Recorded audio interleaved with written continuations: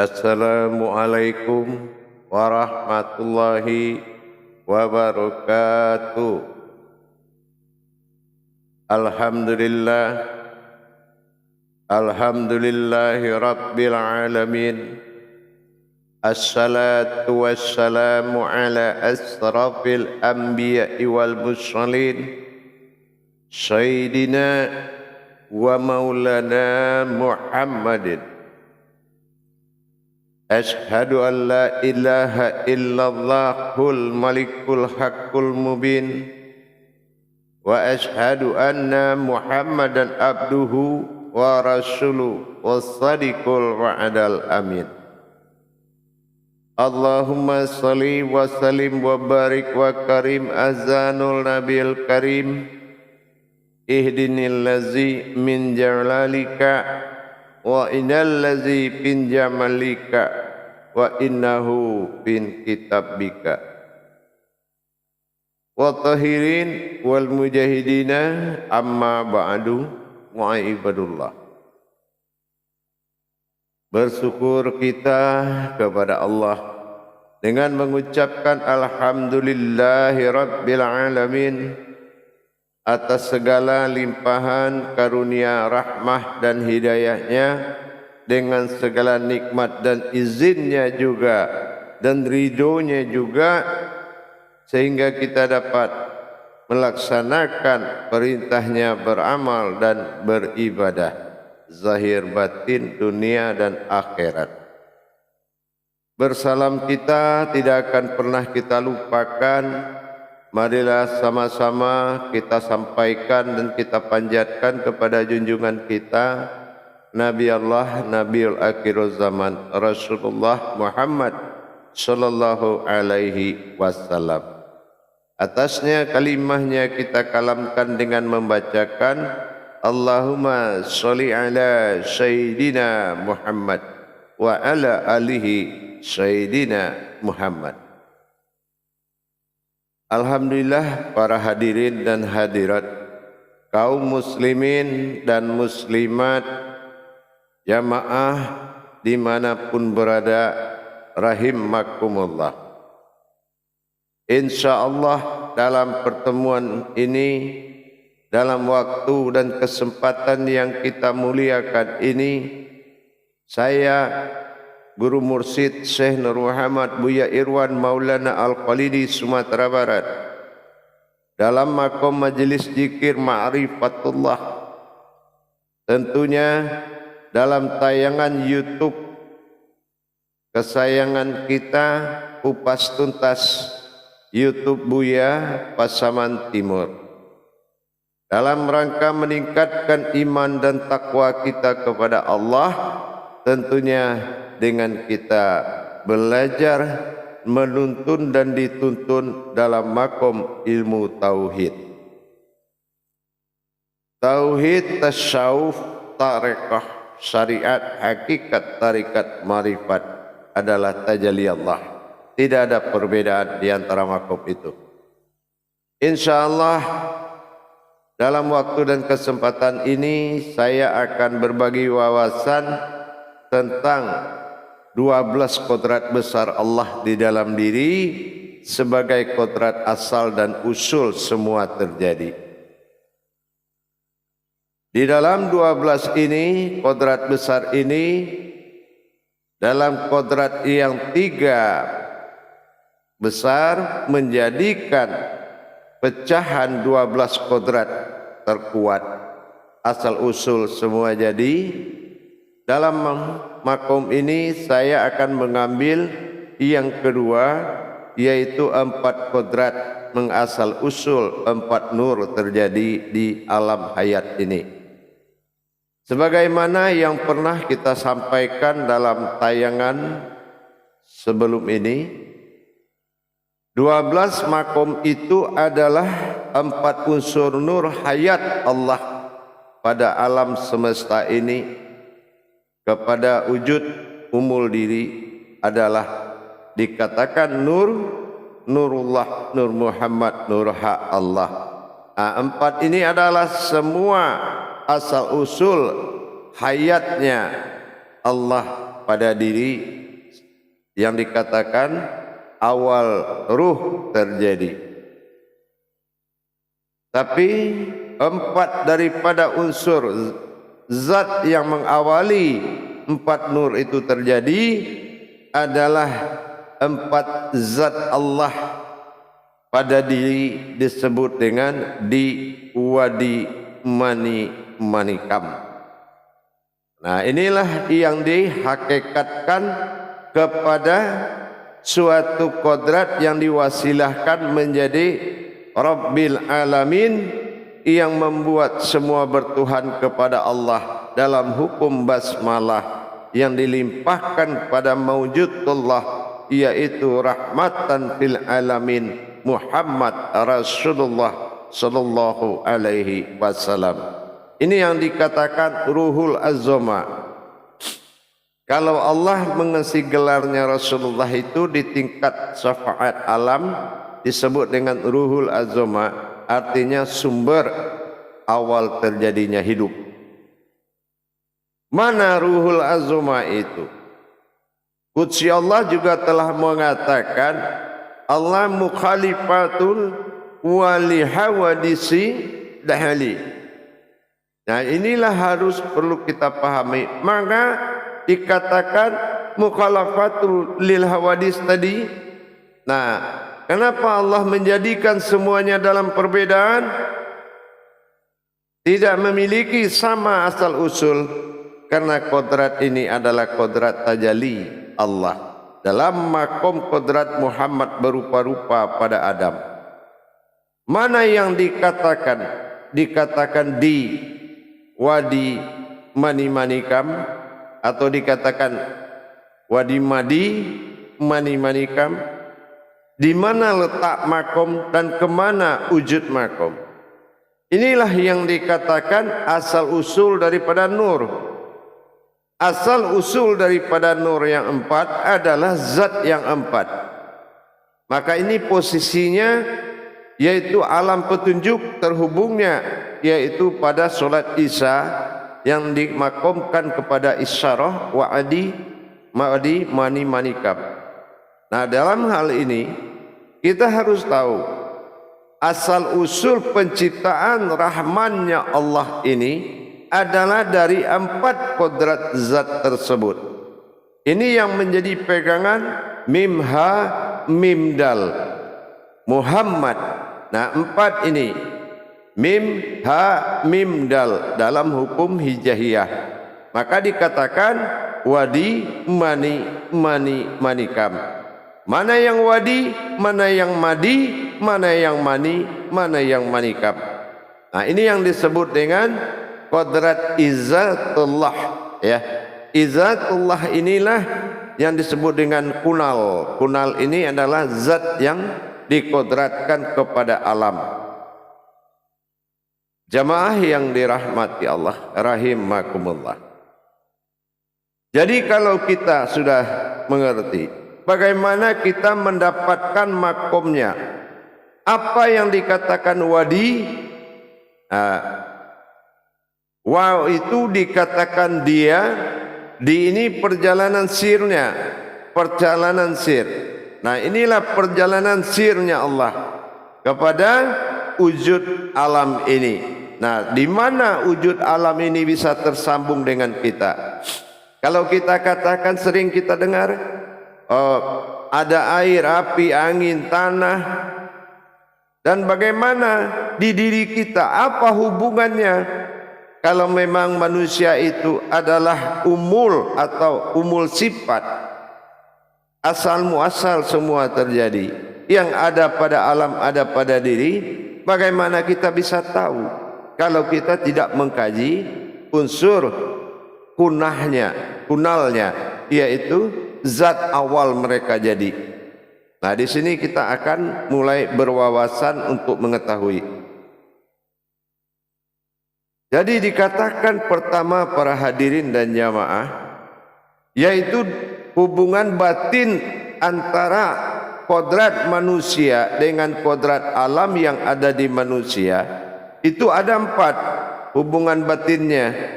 Hubungan batin wadi, hubungan batin madi, hubungan batin mani, dan ada hubungan batin manikam. Nah, inilah yang sinkron 4 tadi. Segala yang berbentuk Rahman itu pasti 4. Maka Allah katakan bahwasanya bagaimanapun asal usul bumi ini, nah ini dikatakan hakikatnya pada zat di diri kita. Ini hakikat asal usulnya. Jadi kalau dilihat asal usulnya, di mana kodratnya ini tadi? Nah di sini kita akan melihat kembali. Pertama dikatakan mengenalnya adalah dari sisi batin wadi. Apa yang dikatakan batin wadi? Batin wadi itu Allah katakan la ya'rifu illallah. Nah, la ya'rifu illallah. Nah, ini apa? La ya'rifu illallah itu tidak ada yang terlihat satupun melainkan batinnya Allah. Nah ini jatuhnya kemana? Rupanya ada pada wujud merah, ya, pada wujud merah warnanya pada diri kita. Nah ini tersambungnya kemana? Kalau di diri kita tersambungnya kemana itu? Nah ini akan kita uraikan. Jadi kalau makom yang 4 tadi itu tetap pada posisi mengikuti qalbi, markubah jantung, ma'ani pada kening atau dikatakan makom sifat, dan manikam pada jasad. Jadi tetap dia mengikuti 3-4 kodrat tersebut. Tapi bagaimana wujudnya? Wujud daripada itu, nah disinilah yang dikatakan kalau dia disebut wadi tadi, ini kembali kepada unsur zat, ya, unsur zat. Unsur zat inilah yang dikatakan sifat jadum Muhammadun lil jadumah illallahu. Nah jadi kalau dikatakan zat ini adalah, kita ingat awal penciptaan Allah. Kalau Rasulullah ditanya, Jibril bertanya kepada Allah, apa umat apa yang pertama engkau ciptakan ya Allah?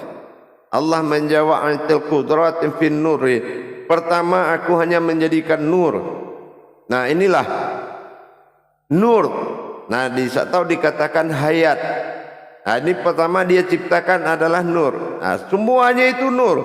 Tidak ada satupun melainkan nur semata. Ini yang dinamakan nur. Karena nur ini memuji terus beribu-ribu tahun. Maka disinilah kita mendapatkan suatu asma dari Allah, bahwasan nur itu adalah ruhul azma, sumber semua hidup, sumber semua yang kehidupan, asal kehidupan jadi. Nah itulah yang dikatakan dengan sifat wadi.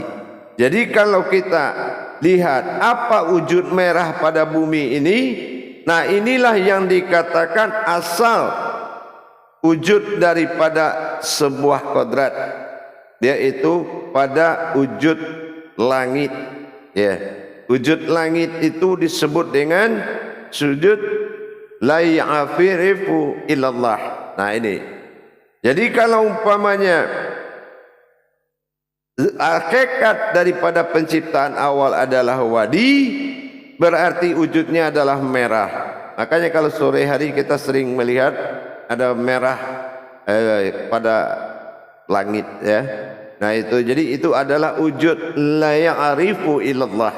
Nah itulah sir batin pertama asal usul daripada kejadian langit, ya.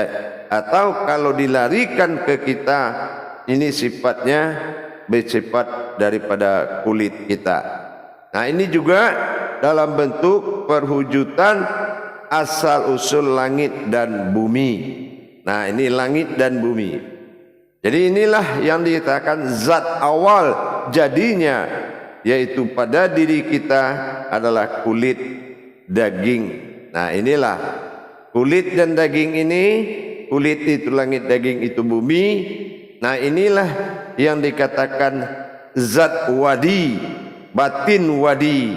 Nah, itulah yang menjadi asal usulnya yang berwujud merah, la ya'rifu illallah. Nah gitu. Yang kedua adalah madi. Nah madi ini adalah berwujud rupanya hitam. Nah ini rupanya hitam. Kalau wujudnya madi bersifat, maka dikatakan dengan la ma'buda illallah, la ma'buda illallah. Nah itu sifatnya di pada kodrat diri, di sifat alam itu adalah rupanya juga berwarna merah, tapi kodratnya tetap bernama api. Nah, ini nur sifat. Nah, nur sifat bagi Allah. Jadi nur sifat itu. Jadi kalau kita tahu seperti itu, madi itu kodratnya berkodrat bukan merah tetapi berkodrat pada hitam. Nah itu hitam. Jadi kalau di diri kita la ma'buda illallah itu pada posisi air, sifat air, ya, sifat air gitu bagi diri kita. Jadi kulit daging tadi ada kulit dan daging, dan ini kedua ada air. Jadi kalau tangan kita sempat kebakar itu ada air yang keluar. Nah itu jadi disebut dengan la ma'buda illallah. Nah inilah sifat penyembahan bagi dia kepada sifat seluruh alam. Bagaimana penyembahan-penyembahan itu dilaksanakan oleh alam kepada kepada Allah melalui diri kita. Nah yang ketiga adalah mani. Nah mani ini itu sifatnya adalah mani ini ada pada kening kita. Nah, rupanya putih. Nah, ini yang berwujud kepada kita itu berupa akal dan pikiran. Nah itu berwujud kepada akal dan pikiran. Nah ini jadi kejadian ini adalah sifatnya lahu yudda illallah. Nah lahu yudda illallah. Jadi tidak ada lagi yang bisa bergerak nah selain daripada akal dan pikiran kita yang menggerakkan. Inilah alam tadi. Nah ini yang dikatakan madi. Rupanya bersifat lahu yudda illallah. Nah, jadi kalau kita sudah mengerti pada diri kita lahu yudda illallah, makomnya di kening, maka kita lahu yudda illallah. Nah, nanti kita akan bagaimana mengamalkannya, kita akan terangkan nanti. Yang keempat adalah manikam. Nah, rupanya berwujud warna kuning. Nah, kejadiannya yaitu sifat nur di diri kita. Nah makom wujud batinnya lama yuda illallah. Tadi kalau yang ma'ani yaitu lahu yuda illallah, tapi kalau manikam lama yuda illallah. Nah lama yuda illallah. Nah ini pada diri kita adalah nur. Nah hidup. Jadi hidup, sifat hidup gitu. Jadi alam bersifat hidup kepada diri kita.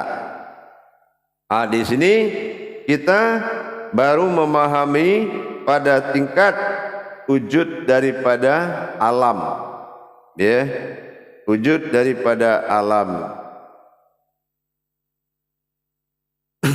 Jamaah yang dirahmati Allah rahimakumullah. Jadi kalau kita sudah memahami makna-makna tersebut, maka kita harus tahu bagaimana mengendalikannya. Nah, gitu ya.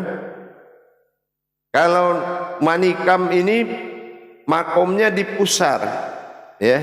Manikam itu makomnya di pusar, mewakili jasad. Jadi makomnya di pusar. Nah, jadi kita sudah tahu tingkatan-tingkatannya. Nah, jadi kalau kita sudah paham seperti manikam itu makomnya di pusar. Nah itu bersifat daripada diri kita atau jasad. Para jemaah yang dirahmati Allah rahimakumullah. Jadi kalau kita sudah mengerti kontak atau usul, asal usul batin alam, batin tanah, air, api, angin itu semua menuju 4 kodrat yang di dalam diri di wadi mani manikam, maka kita sucikan kodrat ini dengan mengkalamkan munajat-munajat diri mereka itu. Seperti yang saya sampaikan, kalau di wadi la ya'rifu illallah subhanallah, berarti kita fokus pada sifat darah di diri kita yang rupanya merah, asal usul daripada langit dan bumi. Yang kedua madi tadi, wujudnya warna hitam, kita sucikan warna hitam itu. Nah ini adalah kejadian air dalam diri kita. Air di luar diri kita, maksudnya adalah sifat air di bumi. Nah gitu ya, sifat air di bumi. Ini kita sucikan. Nah gitu, kita sucikan semuanya dengan kodratnya. Yang ketiga tu mani, jangan lupa, insyaallah dengan kekuatan zikir mensucikan kodrat-kodrat alam pada diri itu ditujukan pada cahaya yang berwarna putih, yaitu menuju akal dan pikiran kita. Nah yang keempat baru manikam, yang tiga tadi lahu yudai illallah, baru 4 manikam. Nah, di manikam ini rupanya kuning. Sucikan warna kuning itu. Gitu ya. Disucikan warna kuning itu. Nah, ini yang mengarah kepada pusar kita. Ya, mengarah kepada pusar kita gitu. Nah, ini kalau sudah begitu baru kita tahu kalau umpamanya yang tadi sifat wadi itu asalnya api, warnanya merah. Nah kita bersihkan bagaimana secepatnya. Ini yang akan menjadi urat dan tulang kita. Jadi yang 4 ini asal usul kodrat kita ini, hubungan batin dengan alam ini, air, api, angin, tanah, atau diinkludkan menjadi langit dan bumi, berhubungan kepada 4 batinnya yang ada pada diri kita. 4 makomnya, makom besarnya qalbi, markubah, ma'ni dan jasad. Makom yang lebih halus ada warna yang 4. Dah gitu. Jadi kita amalkan sehingga kita dengan alam warahmanir rahim terjadi hubungan batin dan kasih sayang. Kenapa? Ini hayat mereka tuh di situ. Mereka hidup ada karena batin yang dijadikan oleh Allah, asal usul mereka ada pada diri kita. Itulah di wadi mani manikam, wadi madi wani manikam. Nah inilah yang akan menjadi sentral untuk mencapai kesemuanya dengan pensucian. La ya'rifu illallah subhanallah subhanallah, la ma'budu illallah subhanallah, terus ya, lahu yuda illallah, terus, dan la ma'yuda illallah, teruskan lagi. Tujuannya apa? Bagaimana bisa mereka itu menjunjung tinggi kodrat kita, menghormati kita, kalau kita sendiri derajat kita masih di bawah dia. Bukan kita yang memperpanjang usianya, malah dia yang memperpendek usia kita. Ini akibat tidak adanya hubungan batin dengan alam ini. Maka sinkronkan, satukan kita dengan dia, sehingga dia tahu kiblatnya. Nah, untuk membuat dia beribadah kepada Allah 24 jam, alam bertasbih kepada Allah, maka kita lihat lagi markubah jantung batin kita. Inilah batin hamdu, yaitu yang mengendalikan Rabbil alamin wa rahmatan fil alamin. Alam dikendalikan jantung, umat dikendalikan nyawa. Basmalah dan bismillah, maka kita selalu berhubungan batin dengan alam dan segala isi dan kodrat-kodratnya. Maka mereka akan menjunjung tinggi kita, maka mereka akan menjadi Al-Maidah, akan menghidangkan apa yang akan Allah perintahkan untuk dia, untuk kita. Apa yang Allah mau berikan kepada kita, mereka lah pelayan-pelayannya Allah, Al-Maidah alam ini. Maka kita harus mendirikan batin-batin alam itu, batin air, api, angin dan tanah, semuanya dihimpun dalam batin langit dan bumi, sehingga menjadi batin wujud adalah markubah Allah pada jantung. Bertasbihlah mereka melalui jantung kita, dan bertobat dan berkiblat kepada Allah melalui nyawa kita. Saksikan bagaimana batinnya alam itu memuji Allah kepada nyawa. Inilah yang dikatakan mukhalifatul hawadis, dari kodrat yang berbeda tapi dia satu wujud. Baik para hadirin dan jamaah, insyaallah pelan-pelan kita mulai memahami hubungan hablum minallah kita dengan sekalian alam. Mudah-mudahan insyaallah kita akan tingkatkan pemahaman ini lebih dalam lagi.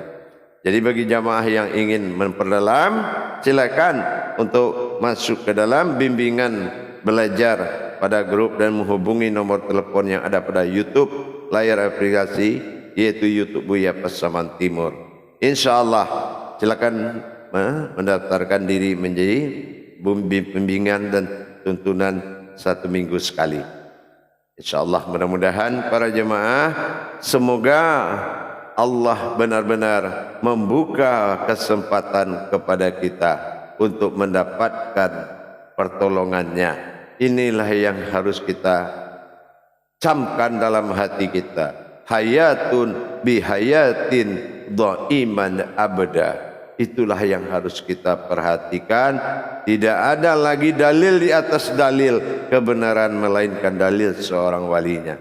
Jadi insyaallah dalil Allah inilah segala puncak kebenaran. Bidahlihi marifatul haq bil ilmi.